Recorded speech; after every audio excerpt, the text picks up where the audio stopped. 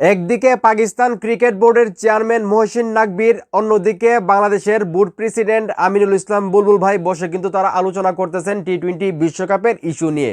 আপনারা সবাই জানেন গতকালকেই কিন্তু বুলবুল ভাই পাকিস্তান চলে গিয়েছিলেন। সেইখানে পাকিস্তান ক্রিকেট বোর্ড এবং আইসিসির ঢাকা জরুরি বৈঠকে কিন্তু তারা বসে মিটিং করেছে, যদিও এখনও তার সম্পূর্ণ যে মিটিংয়ের বিষয়গুলো এখনও বের হয় নাই।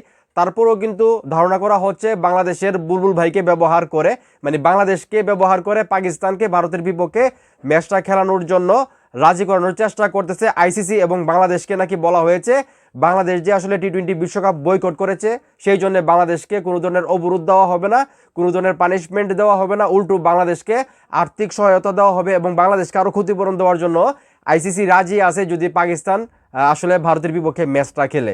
তো আমরা হয়তো বা কালকে এর সঠিক যেই তথ্যগুলো আমরা পাবো, কিন্তু এখন কিন্তু পাকিস্তান গণমাধ্যমে এইটাই বলা হইতেছে।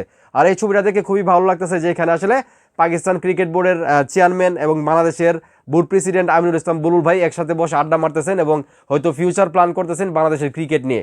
তো এখন এই মুহূর্তে যারা আমার এই ভিডিও দেখছেন, এই যে আসলে এটাই আসলে শক্তি, একসঙ্গে যদি কয়েকটা দেশ মিলে যদি আসলে প্রতিবাদ করে তাহলে আইসিসি হোক বা ভারত ক্রিকেট বোর্ড তারা কিন্তু মাথা নত করতে তারা কিন্তু বাধ্য। এইটাই কিন্তু প্রমাণ হলো। আপনারা একটাবার চিন্তা করে দেখেন, আপনারা কি কোনোদিন ভাবছিলেন যে ভারত ক্রিকেট বোর্ড বা আইসিসি এতটা অসহায় হয়ে যাবে এবং তারা পাকিস্তান পর্যন্ত যাবে, বাংলাদেশকে পর্যন্ত নিবে, মানে পাকিস্তানকে বোঝানোর জন্য যে ভারতের বিপক্ষে ম্যাচটা খেলার জন্য? কিসের কারণে? তা না হলে তাদের আর্থিক এতটাই ক্ষতি হবে যেটা পোষানো তাদের পক্ষে সম্ভব না, এবং যে ব্রডকাস্টার চ্যানেলগুলো আছে সবগুলার চুক্তি বাতিল হয়ে যাবে আইসিসির সঙ্গে। তো চিন্তা করে দেখেন, একটা সিদ্ধান্তে আইসিসি আকাশ থেকে টুকুস করে মাটিতে পড়ে গেল। এটা আমি এর আগেও কয়েকবার বলছি।